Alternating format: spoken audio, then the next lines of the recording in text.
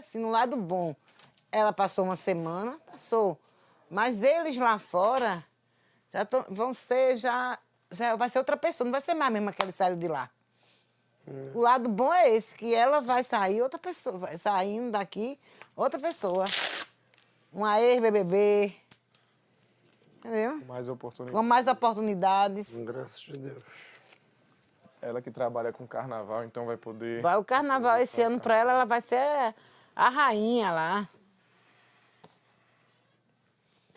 Só nesse lado bom, positivo, né? É difícil, a gente fica sem tudinho, mas uma hora vai acontecer com qualquer um da gente. Que vai ter que ir. A gente, mesmo com afinidade, vai ter que depois botar no paredão alguém. E vai ser... E é o jogo. O jogo continua. Mas enquanto não tiver na hora vamos se liberar.